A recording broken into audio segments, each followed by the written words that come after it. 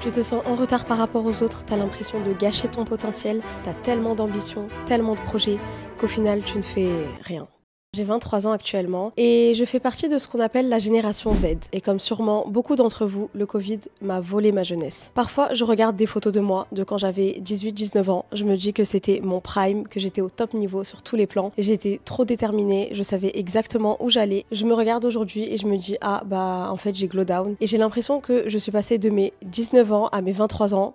Comme ça, sans transition. Je me sens constamment sous pression, j'ai l'impression d'être en retard, de ne plus avoir le temps, d'avoir trop vieilli et d'avoir loupé le train parce que je me concentre sur ce que je n'ai pas accompli. Je suis tétanisée parce que j'ai peur de me réveiller à 30 ans et de regarder en arrière en me disant j'aurais pu faire ça, ça, ça et j'ai rien fait parce que je n'ai pas eu le courage d'aller au bout des choses. J'ai eu un parcours d'études qui a été parsemé d'embûches parce que j'ai fait un DUTTC, ensuite une année sabbatique, ensuite je me suis lancée dans un DCG donc j'ai tout recommencé à zéro dans l'objectif de poursuivre avec le DSCG puis le DEC, mais comme vous le savez, je viens de devenir maman, donc je vais encore faire une pause dans mes études. Enfin bref, en gros, mon parcours d'études va prendre beaucoup plus de temps qu'il ne l'aurait dû. Et le problème, c'est que j'ai tendance à me comparer avec les autres filles de mon âge qui ont su dès le début ce qu'elles voulaient faire et donc qui ont actuellement fini leurs études, trouvé une situation stable, etc. Cette sensation d'avoir loupé le train, moi je la ressens pour mes études, mais d'autres vont la ressentir par rapport au mariage, par rapport aux enfants, au travail, à leur carrière, etc. C'est vraiment une sensation que beaucoup ressentent, mais à travers différents critères. Alors je me suis demandé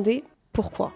Déjà, on doit absolument comprendre à quel point les attentes de vie ont évolué au fil des générations. Et je pense que ça joue sur cette impression que le temps passe trop vite et qu'on vieillit trop vite. En fait, nos critères de réussite à l'heure actuelle ne sont pas du tout les mêmes qu'il y a 20-30 ans. Et plus le temps passe, plus ces critères évoluent. Par exemple, les baby boomers qui sont nés entre 1946 et 1964 étaient souvent en mesure de se marier, d'acheter une maison, d'avoir des enfants, bien avant l'âge de 30 ans. Les études étaient moins accessibles, donc ils avaient tendance à travailler plus tôt que nous, donc à avoir la notion de travail et d'argent bien avant nous. En contraste, la génération X, qui est née entre 1965 et 1980, a commencé à faire face à des pressions économiques avec les crises économiques des années 80 et début 90, mais ils ont toujours quand même maintenu un certain niveau de stabilité avant leurs 30 ans. Ensuite, on a eu l'arrivée des millennials, qui sont nés entre 1981 et 1996, qui a tout chamboulé. Cette génération a assisté à la montée du coût de la vie, ainsi qu'à l'éclatement de la bulle Internet. Avec les crises économiques qui se sont enchaînées, beaucoup ont dû retarder certaines étapes de la vie qui étaient auparavant considérées comme essentielles, comme l'achat d'une maison ou le mariage, ce qui a alors conduit à un sentiment d'insatisfaction et d'angoisse face à l'avenir. Et justement, je voyais souvent des millennials faire des TikTok en disant qu'ils voyaient de plus en plus de 2000 se marier, fonder une famille, etc. alors que ce n'était pas encore leur cas. Du coup, tu sentais que parfois il y avait une petite incompréhension, voire une déception de leur part. Ce qui a vraiment amplifié les attentes économiques, c'est, je dirais, l'essor des carrières numériques, de personnes qui ont obtenu, grâce à l'ère du digital, des revenus élevés et des succès rapides. Ils ont redéfini quelque part ce que signifie réussir. Et donc la notion de réussite n'est plus du tout la même à ce moment-là. C'est une génération qui a vraiment calquer sa notion de réussite en fonction des autres. D'ailleurs, la génération Z dont je fais partie, donc les personnes qui sont nées entre 1995 et 2012, c'est encore pire pour nous, surtout si vous êtes nés après les années 2000, on a vraiment été bercés par Internet et les réseaux sociaux depuis notre tendre enfance. Donc cette notion de réussite et d'accomplissement personnel, elle est encore plus floue pour notre génération.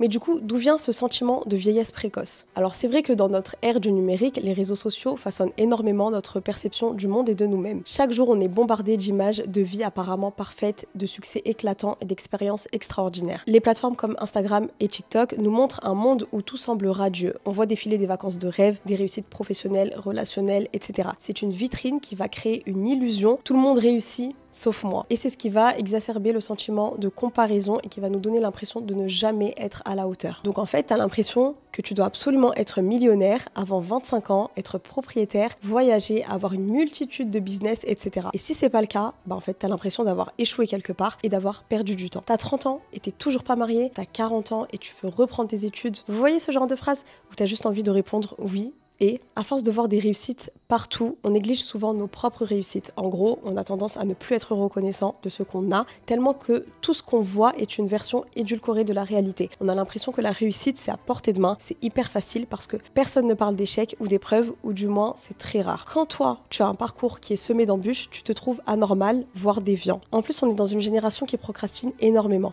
Tout est fait pour te distraire de tes objectifs. On est dans la consommation de contenu rapide, d'informations rapides, de nourriture rapide comme les fast-foods. Tout est dans le speed et on est constamment sous pression, on doit se dépêcher. Mais pour aller où? Et surtout, pourquoi est-ce qu'on a davantage valorisé la vitesse à laquelle on allait faire les choses plutôt que la qualité de cette chose-là? Et c'est là qu'on arrive à la culture du fear of missing out. Avec le défilement constant d'événements, de réussite et d'opportunités, on a le sentiment de manquer quelque chose. Tout va très vite pour tout le monde. Donc si toi, dans ta vie, tu ne suis pas le rythme du tronc commun, tu te sens très vite dépassé. Ce FOMO peut nous mener à nous sentir constamment en retard dans la course de la vie. Et le fait d'avoir toujours l'impression de courir, je trouve que du coup, on ne vit plus du tout le moment présent. Donc forcément, le sentiment que le temps passe vite se fait énormément ressentir. Évidemment, le sentiment d'échec et la pression sociale ressentie a d'énormes conséquences sur la santé mentale. Certes, nous n'avons pas tous la même sensibilité face à ce phénomène, mais c'est vrai que cette pression constante pour réussir et cette comparaison aux autres peut provoquer un stress chronique qui peut même parfois mener à des troubles anxieux chez certaines personnes qui vont ressentir en fait un besoin urgent de se conformer à la réussite des autres. Donc forcément, en se comportant de la sorte, tu te dévalorises, tu te fatigues, tu enchaînes les burn-out, tu perds ta motivation et surtout, tu n'es plus en capacité de déterminer tes réels objectifs puisque tu vas tout le temps considérer ta valeur en fonction des autres. Et en fait, tu finis par te perdre, tu te perds dans tout, dans ta propre identité. Même des fois, on me demande mon âge et j'ai un petit moment comme ça de réflexion parce que j'allais répondre 20 ans et puis je me dis ah mais non en fait j'ai pas 20 ans, j'ai 23 ans et c'est comme si je vivais une sorte de déni en fait. Et les conséquences psychologiques elles peuvent aller beaucoup plus loin parce que par exemple dans un groupe de personnes dans lequel tout le monde a à peu près le même âge avec à peu près les mêmes acquis sauf toi, et ben en fait tu vas avoir l'impression de vivre une temporalité totalement différente des autres et c'est ce qu'on appelle l'âge clandestin. C'est un terme qui a été développé par le psychiatre Bruno Dubo. En fait quand tu réfléchis à cette notion, tu te dis finalement la notion de l'âge elle est hyper subjective puisqu'elle est beaucoup trop corrélée aux attentes de la société. Et c'est vrai que l'âge clandestin c'est hyper intéressant. Bon moi personnellement je ne suis pas assez renseignée pour pouvoir vous en parler dans le détail. J'ai regardé un petit peu les travaux qu'il a fait etc. Du coup ce qu'on appelle l'âge clandestin ça va se manifester pour certaines personnes de façon très ponctuelle mais pour d'autres ça va vraiment se traduire sur un long terme. Il y a des personnes qui ont complètement renié leur âge et qui vont romantiser une jeunesse qui ne leur appartient plus. D'ailleurs ce psychiatre va donner le très bon exemple, bon un petit peu extrême mais c'est quand même un très bon exemple, des Lolitas au Japon. Donc ce sont des femmes adultes qui s'habillent vraiment comme des enfants. On passe maintenant aux solutions et aux conseils. C'est vrai qu'en soi je pourrais vous proposer de faire du journaling, de redéfinir votre propre notion du succès, de trouver des nouvelles routines qui vont davantage vous motiver etc. Et ça ce sont des choses qui marchent réellement. Mais la solution en tout cas qui m'a permis de révolutionner la façon dont je vois les choses puisque je suis croyante tout simplement, c'est de m'en remettre à mon créateur et surtout au destin qu'il me réserve. La vie est tellement plus simple et plus claire quand tu comprends que tout ce qui t'est destiné va dans tous les cas finir par t'arriver. Et quand tu comprends qu'il n'y a pas de parcours de vie standard qu'on doit suivre à la lettre, ben en fait d'un coup ça va beaucoup mieux. Alors après, évidemment tu vas pas recevoir 1 million d'euros sur ton compte par accident en étant affalé sur ton lit 24/24. Le but c'est quand même de se donner les moyens de faire les causes. Mais justement en fait quand toi tu vas faire ta part du boulot, que tu fais les causes, que tu persistes, que tu n'abandonnes pas, tu verras que ça va beaucoup mieux psychologiquement parce que tu te dis en fait la richesse qui m'est destinée je l'aurai. Et pareil pour tous les autres sujets, que ce soit le mariage, les enfants etc. Tout ça quand tu pries et que tu mets tout ce stress dans les mains de Dieu, je vous jure que ça change toute la perception de la vie. Et un dernier message que je tenais absolument à faire passer dans cette vidéo, et d'ailleurs c'est un conseil que je vais appliquer pour moi également, il n'est jamais trop tard pour commencer ce que vous aimez, peu importe votre âge. Vous voulez reprendre vos études, faites-le. Vous voulez commencer une discipline, de l'équitation, de la pâtisserie,